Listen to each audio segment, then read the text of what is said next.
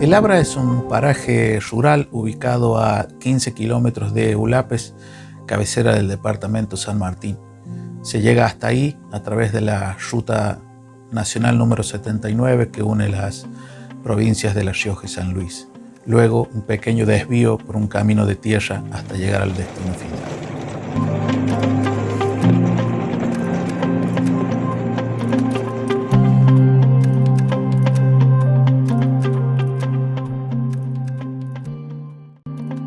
Geográficamente, el Abra se encuentra emplazada al pie de las sierras de las Minas y del Espinillo.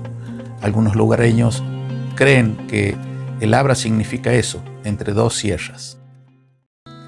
Junto a la memoria del monte caído, donde las palomas no esculpen la luz, yo sigo la forma carnal de los días, plantando las ramas del norte hacia el sur.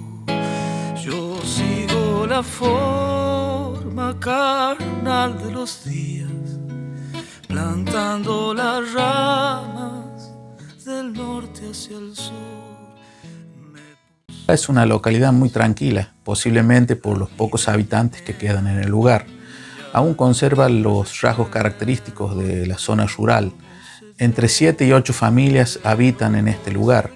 Aquí también encontramos algunas instituciones, como por ejemplo la escuela número 149, una escuela centenaria. De amor, pero voy cercando la tierra del hombre, donde se hagan suyos los frutos de amor. Yo tengo un verano de espinas soleadas. Es un lugar con mucha historia que aún conserva los rasgos característicos de la zona rural. Ojalá que el hijo no me salga chero, para que no sepa lo que no olvidé. Ojalá que el hijo no me salga chero, para que no sepa lo que no olvidé.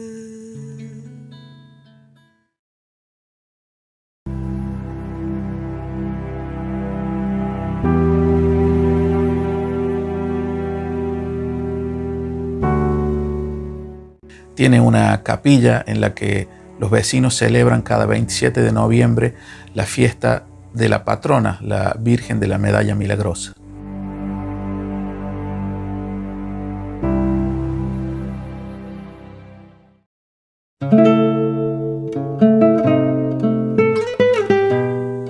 En 1910, aproximadamente, se establecieron en este lugar algunas compañías inglesas que se dedicaron a la explotación de las minas. Usted sentí nombrar las minas del Espinillo. De ahí traían en carro el mineral para ahí, para de acá a 200 metros, que había un molino, allá había un molino. Había un molino con había chancha, ¿sabe cuál es la chancha? La que hace pedazos las piedras. La molían la piedra y con un tipo capucha que era así, con cadena que la lleva arriba, y ahí la procesaban, y aquí lo procesaban al oro. El molino tenía 3 pisos, primer piso, segundo piso y tercer piso. Cuando era chico y sabía jugar ahí. Yo conocí las ruinas de ahí, nada más. Escritorios, lo que se decía el laboratorio, donde tenían todos los cianuros, mercurio, lo que usted busque.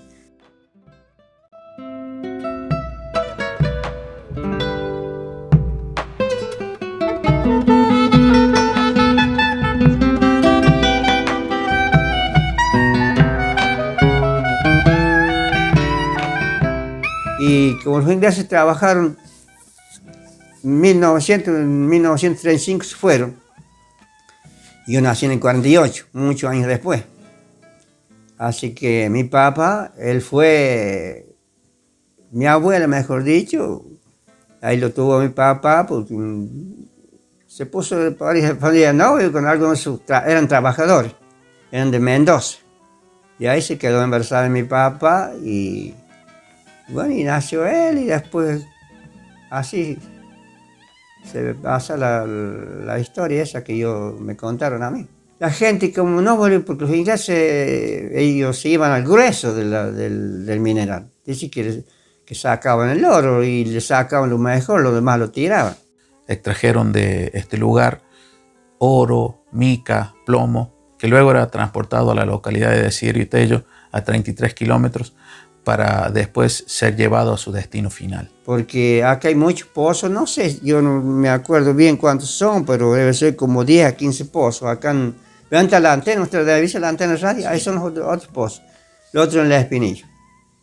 Y al cavar un pozo, el tipo cavan, pero inmenso, dice que son las galerías, lo que me comentan a mí, porque han sacado escaleras, han sacado carretillas, han sacado herramientas, después se fueron ahí, como me volvieron mal ahí.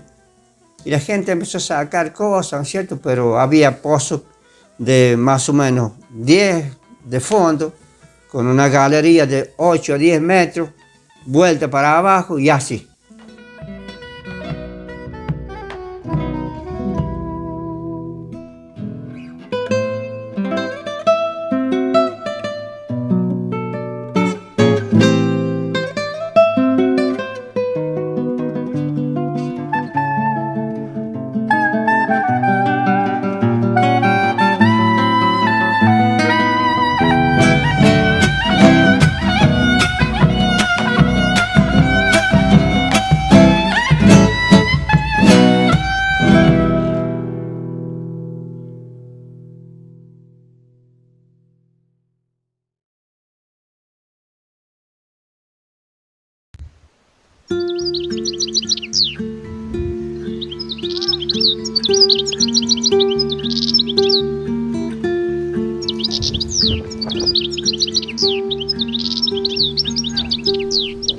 La escuela número 149, que lleva como nombre Ingeniero Juan Melis, es una escuela centenaria que fue creada en 1919.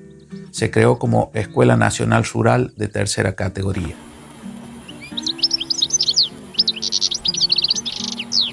A mi costado se encuentran las ruinas de lo que fue la primera escuela de la localidad de Labra.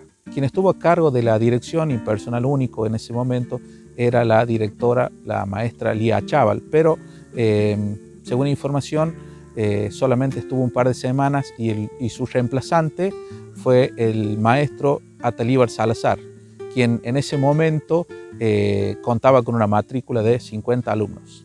Sí, una casa de varias habitaciones ahí. No sé si ustedes lo han tomado ahí, para el costado del norte hay en sí las dos aulas.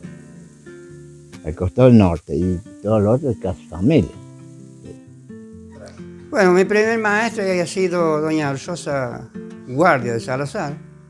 Éramos muchos los niños en ese tiempo. Alrededor venían niños de Mosquito, de Salana, de La Libertad, ¿no es cierto? Y siempre eran más o menos 35 niños, había en la escuela, en dos aulas. Y la señora Rosa de Guardia ha sido la maestra. Y bueno, recuerdo porque íbamos a clase, íbamos a, así cuando estaba frío, los mandaba que vamos ella sabía hilar, que vamos a mover las motas, que vamos a ralear las motas, como quien dice, porque se le vaya la ceniza, todas esas cosas. Y bueno, eso ha sido lindo porque todo uno iba aprendiendo.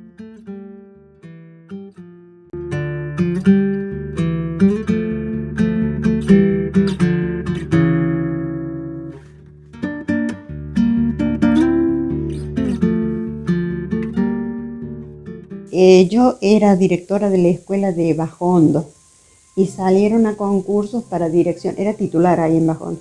Entonces, para quedar titular como directora, la escuela de Labra y varias otras. La más cerca que me quedaba era el Labra. Entonces yo rendí, gané concurso y en el año 92 fue cuando gané concurso, en 93 fui a Labra. Y ahí estuve hasta el 95, porque ya los primeros meses del año 95 ya empecé los trámites de jubilación y ya en agosto ya estaba jubilada. Así que fue poco el tiempo que estuve, pero con muy buenos recuerdos. Terminó su trayectoria Terminé docente. mi trayectoria docente en el AFRA.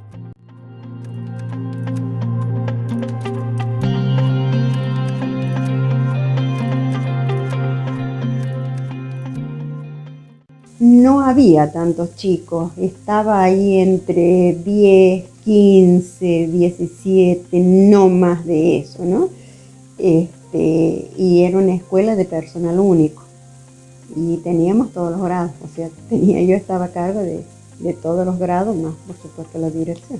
Casi todos eran del lugar, unos eran hijos de Doña Fanny. Doña Fanny era ordenanza de la escuela.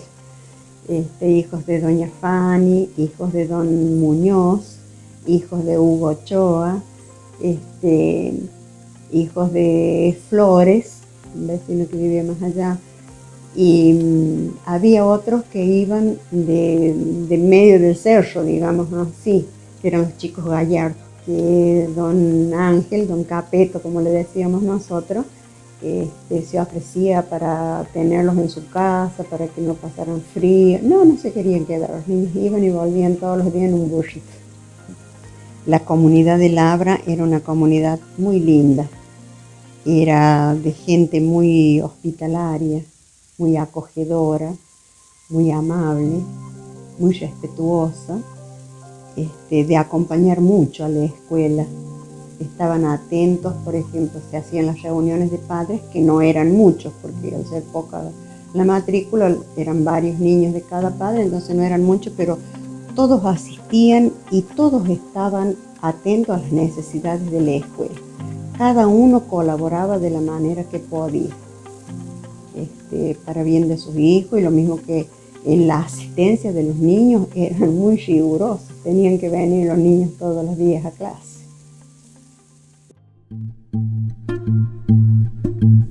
Juan Melis nace el 3 de junio de 1912, en esta localidad de Labra. Era hijo de una familia francesa quien se radicó en este lugar justamente para trabajar en la explotación de las minas. Vivió en este lugar muy pocos años, debido a que su familia decidió trasladarse a la localidad de San Juan. Allí realizó sus estudios primarios, secundarios y logró graduarse como maestro normal nacional, teniendo un fugaz paso en la docencia en la provincia de Entre Ríos. Posteriormente siguió estudios universitarios en la Universidad Nacional de Cuyo, obteniendo el título de ingeniero civil e hidráulico. Luego, el gobierno sanjuanino le otorgaría una beca para que viajara a Italia, donde logró especializarse en esta profesión. Se cree que en ese lugar contrajo matrimonio. Ya de regreso en la Argentina, fue asesor y posteriormente ministro de Obras Públicas del gobierno sanjuanino, gobierno que estaba a cargo en ese momento por Ruperto Godoy. Como ministro de Obras Públicas tuvo una importante actuación en lo que fue el terremoto de 1944 en esa localidad.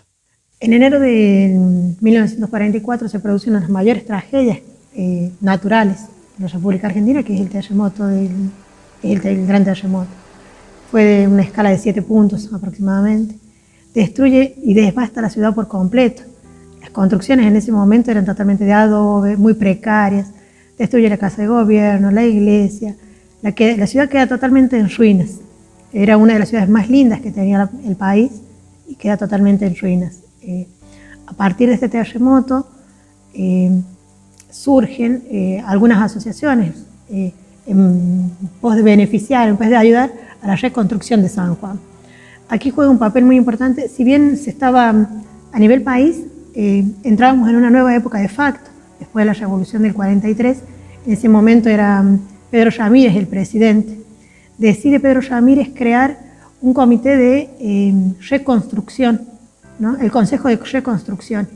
En este Consejo de Reconstrucción estuvo asesorado por su actual ministro de Trabajo y Previsión, que va a ser Juan Domingo Perón. Y Juan Domingo Perón, como ministro de Trabajo y Previsión, se mueve inmediatamente después del terremoto. Comienza a convocar artistas, deportistas, todos aquellos que pudieran colaborar para poder tener ayuda para la gente de San Juan. En esta convocatoria se promueve un festival que se va a dar en el Luna Park Y ahí es donde él va a conocer a su compañera de vida, que es Eva Perón, ¿no? Algo que va a marcar la historia del peronismo y la ayuda a los más necesitados, ¿no? Después de este festival se siguen haciendo convocatorias, colectas, y todo el país inmediatamente acude en ayuda de San Juan. El Comité de Reconstrucción busca a los mejores arquitectos del país. Entre esos arquitectos del país conoce Juan Domingo Perón a Juan Melis, ¿no? Y entabla una muy buena relación de amistad con Juan Melis Perón, que se va a perdurar en el tiempo. Si bien la reconstrucción de San Juan no comienza inmediatamente, comienza ya con el peronismo, y el peronismo hace que se termine de construir y le dan la fachada que tiene actualmente San Juan, con la construcción de nuevas avenidas, grandes ciudades, grandes edificios. Entonces, pero comienza ya durante la época del peronismo, después del 46. Y Juan Melis va a ser una figura muy importante en la reconstrucción de San Juan. Durante ese periodo, en esa amistad, Perón le pide a Melis que se postule como gobernador de la provincia de La Rioja, ¿no? Para poder tener un gobierno peronista en nuestra provincia. Juan Melis accede y llega al gobierno de La Rioja en 1951. Para las elecciones, Perón le pide a Juan Melis que acepte ser candidato por la provincia de La Rioja, candidato a gobernador. En ese momento se enfrenta a Herminio Torres Brizuela, un hombre también de los llanos riojanos. Herminio Torres Brizuela nació en El Fraile en 1907. Casi tiene la misma edad que el Milagro Ferroviario, digamos. Fue gobernador de la provincia de La Rioja. Tuvo una gobernación muy austera. Era conocido porque después que dejó la gobernación se caminaba por las calles de La Rioja. Me animo a decir que fue el último gobernador radical honesto, ¿no? Que salió sin amasar una fortuna personal de su gestión como gobernador. Él había perdido una elección con Juan Melis y después ganó la elección para ser gobernador de la provincia con el peronismo proscripto. Esa fue una época muy importante para los llanos, porque el meridiano político de la provincia ocurría en los llanos como en la época histórica, digamos. Años antes había terminado su gobernación Enrique Zuleta. Enrique Zuleta es un político que nació en La Dorada, que es un caserío de 4 o 5 casas que está ubicado entre Catuna y Ámbil. Es decir, que primero Enrique Zuleta, gobernador peronista, amigo personal de Perón, él era ingeniero hidráulico y se fue a San Juan en el momento de reconstruir San Juan después del terremoto del 44, después Juan Melis y después Herminio Torres Brizuela. Es decir, la política de La Rioja pasaba por los llanos. Después perdimos ese protagonismo, el protagonismo que tenían los llanos, y ahora obviamente otras regiones de las provincias son más preponderantes. Y es curioso ver cómo fue que nosotros perdimos esa preponderancia de que hombres importantes de los llanos se hayan sucedido en la gobernación de la provincia. Luego de un triunfo aplastante, con casi el 74% de los votos contra el candidato de la Unión Cívica Radical, Juan Melis comienza su gobierno en la provincia de La Rioja. En sus 3 años de gobierno, su gestión fue muy fructífera. Se destacó por una política progresista, con la creación de importantes obras, por ejemplo, en obras públicas hidráulicas. Inició la construcción del dique de Olta, del muro aflorador de Villa Unión, también una gestión que generó la provisión de agua potable para las localidades de Patquía y Punta de los Llanos, y también una importante obra de asfaltado de lo que es el radio Chamical y Aymogasta. Su valiosa gestión se vio truncada cuando en septiembre de 1955 la denominada Revolución Libertadora derroca al gobierno de General Perón. La provincia de La Rioja fue intervenida y Melis tuvo que dejar su cargo de gobernador. Ante ese panorama, Melis dejó su actividad política y volvió a San Juan. Se refugió en Jáchal, donde se dedicó de lleno a su profesión. Fallece en la localidad de Jáchal en mayo de 1965 a la edad de 52 años.